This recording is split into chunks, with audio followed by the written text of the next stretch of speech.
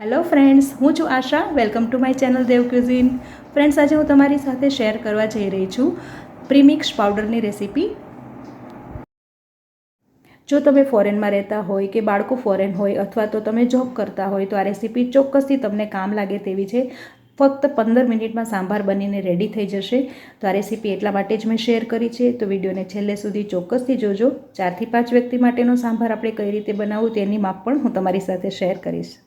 Sambar premix બનાવવા માટે આપણે ઘરની જ બધી સામગ્રી અને મસાલાનો ઉપયોગ કરીશું અને જો પરફેક્ટ માપથી તમે બનાવશો તો સાંભાર ખૂબ જ સરસ બનશે. તો ચાલો ફ્રેન્ડ્સ, આપણે પ્રીમિક્સ બનાવવાની શરૂઆત કરીએ. તો સૌથી પહેલાં આપણે પ્રીમિક્સ પાવડર બનાવશું અને તેમાંથી સાંભાર કઈ રીતે અને કયા માપ સાથે કેટલી વ્યક્તિ માટે તમે બનાવી શકો તેની પણ રીત હું તમારી સાથે શેર કરીશ. તો વિડીયોને છેલ્લે સુધી ચોક્કસથી જોજો અને વિડીયો પસંદ આવે તો તમારા ફ્રેન્ડ સાથે પણ જરૂર શેર કરજો. સૌથી પહેલાં અત્યારે હું 1 કપ તુવેરની દાળ લઈ રહી છું. તુવેરની દાળ અત્યારે મોયેલી છે, તો આપણે તેને 2 થી 3 વખત વોશ કરી લઈશું. તમે કોરી દાળ પણ યુઝ કરી શકો છો. તુવેરની દાળ તમે કોરી લેતા હોય તો તેને ફક્ત તમારે કોરા કપડાથી લૂછવાની જ રહેશે. અત્યારે મેં મોયેલી દાળ લીધેલી છે, તો તેને સારી રીતે 3 થી 4 વખત ધોઈ લીધી છે અને આ રીતે એક કપડામાં હું તેને પાથરી દઈશ અને તડકે સૂકવવા મૂકી દઈશ. લગભગ 4 થી 5 કલાકમાં તો દાળ સરસ રીતે સુકાઈ જશે, કારણ કે અત્યારે તડકો સારો એવો પડી રહ્યો છે, તો ફટાફટ સુકાઈ જશે. મારી કિચન ગેલેરીમાં તડકો સારો આવે છે, તો આ રીતે મેં તુવેરની દાળ વોશ કરી અને સારી રીતે સૂકવી દીધી છે. તો હવે 4 થી 5 કલાક સુધી તેને રેસ્ટ આપીએ. તમે જોઈ શકો છો દાળ એકદમ સરસ કોરી થઈ ગઈ છે, ડ્રાય થઈ ગઈ છે. તો હવે આપણે તેને ઉપયોગમાં લઈ શકશું. મોઇશ્ચર બિલકુલ ના રહેવું જોઈએ તે વાતનું ખાસ ધ્યાન રાખવાનું. સાંભાર માટેનું આ પરફેક્ટ માપ છે. તો 1 કપ તુવેરની દાળ, 1/4 કપ ચણાની દાળ અને 2 ચમચી અડદની દાળ લઈશું.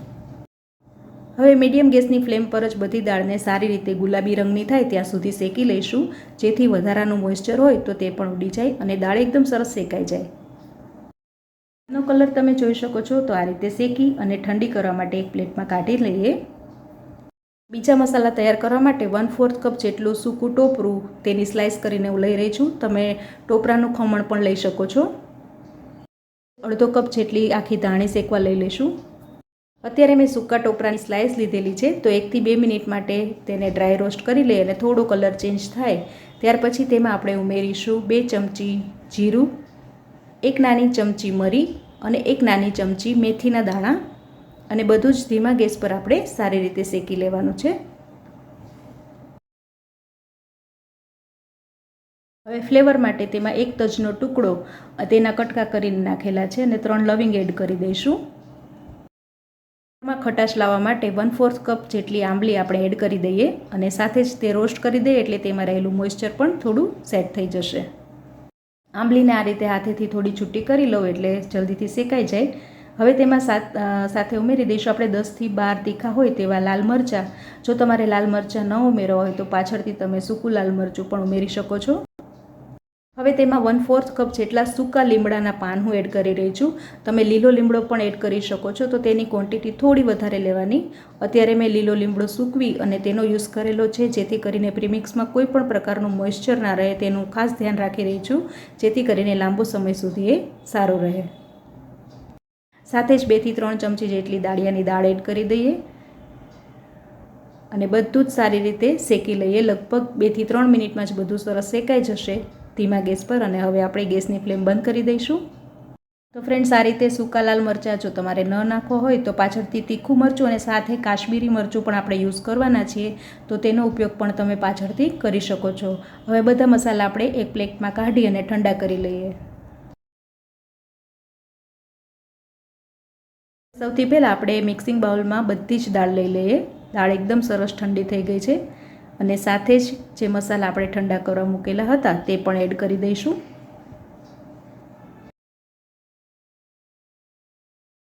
હવે સ્વાદને થોડું બેલેન્સ કરવા માટે આપણે 2 ચમચી ગોળ ઉમેરી દઈએ. વધારે ગોળ નહીં ઉમેરીએ, કારણ કે સાંભાર ખાટો જ હોય છે. જો તમારે ગોળ ના ઉમેરવો હોય તો તમે સ્કીપ પણ કરી શકો છો. સાંભારનો સરસ લાલ કલર આવે તે માટે તેમાં એડ કરીશું 1/4 કપ જેટલું કાશ્મીરી લાલ મરચું.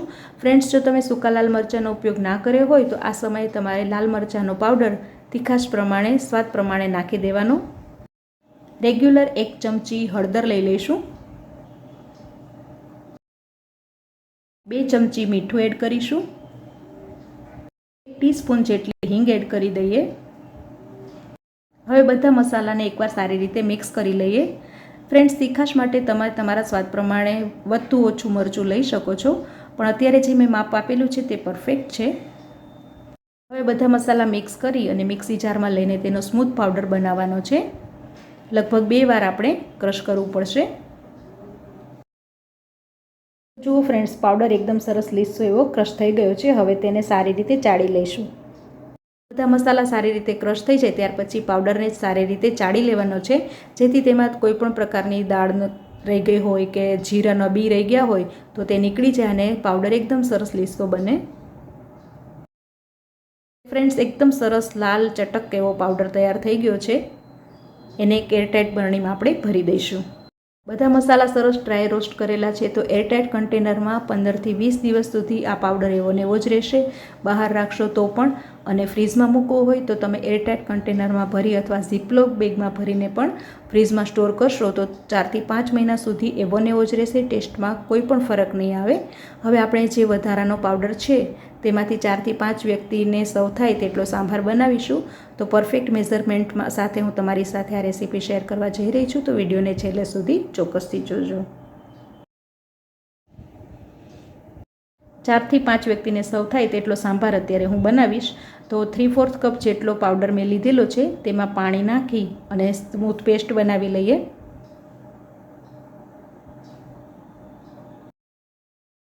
લમ્સ ના રહે તે રીતે પાવડર સારી રીતે મિક્સ થઈ ગયો છે। તો હવે આપણે આગળની પ્રોસેસ કરીએ। હવે એક પેનમાં 2 ચમચી જેટલું તેલ ગરમ કરવા મૂકીએ। તેલ થોડું ગરમ થાય એટલે 1 નાની ચમચી રાઈ અને જીરુંનો વઘાર કરી દઈશું। રાઈ જીરું સરસ રીતે ક્રેક થઈ જાય એટલે નાની ચમચી હિંગની એડ કરી દઈએ અને સારી રીતે વઘાર કરી દઈએ। મીઠા લીમડાના પાન નાખી અને સૌથી પહેલાં એક ડુંગળી વઘારીશું। જો તમે ડુંગળી ન ખાતા હોય તો સ્કીપ પણ કરી શકો છો। હવે ડુંગળી ટ્રાન્સપરન્ટ થાય ત્યાં સુધી આપણે તેને શેકી લેવાની છે। ડુંગળી સરસ ટ્રાન્સપરન્ટ થાય ત્યાર પછી આપણે તેમાં થોડા શાકભાજી ઉમેરી દઈશું। અત્યારે મેં સરગવાની સિંગ, ટામેટાં અને દૂધીનો એક કટકો લીધેલો છે, જેને મોટા પીસમાં કટ કરી લીધા છે। તે બધા શાકભાજી આપણે તેમાં એડ કરી દઈશું અને સાથે જ 2 સૂકા લાલ મરચાં નાખીને સારી રીતે તેને શેકી લઈએ।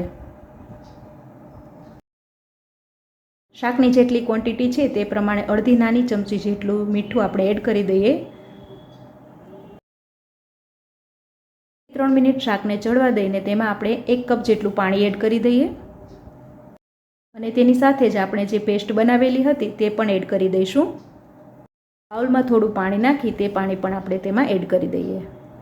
હવે બધું જ એકવાર સારી રીતે મિક્સ કરી દેવાનું છે, જેથી પાવડર નીચે ન બેસી જાય। તો લગભગ 4 કપ જેટલું પાણી મેં એડ કરેલું છે, તો પાણીના ભાગનું મીઠું આપણે તેમાં એડ કરી સારી રીતે મિક્સ કરી લઈશું। હવે ગેસની ફ્લેમ મીડિયમ રાખી અને બધું સારી રીતે મિક્સ કરી ઢાંકીને તેને 5થી 7 મિનિટ માટે કૂક થવા દેવાનું છે।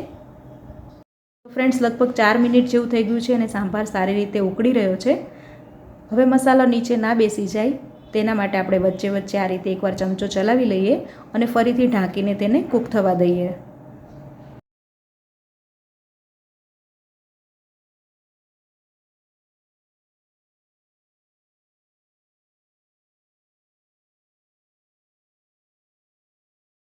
ફ્રેન્ડ્સ, હવે 7 મિનિટ જેવું થઈ ગયું છે, તો આપણે ફરીથી એકવાર સાંભાર ચેક કરી લઈએ અને તેની કન્સિસ્ટન્સી તમે જોઈ શકો છો, એકદમ પરફેક્ટ છે।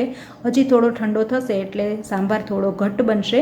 તો આ કન્સિસ્ટન્સી એકદમ પરફેક્ટ છે। હવે આપણે ગેસની ફ્લેમ બંધ કરી દઈશું, પણ ત્યાર પહેલાં આપણે સરગવાની એક સિંગ લઈ અને તેને ચપ્પા વડે ચેક કરી લઈએ।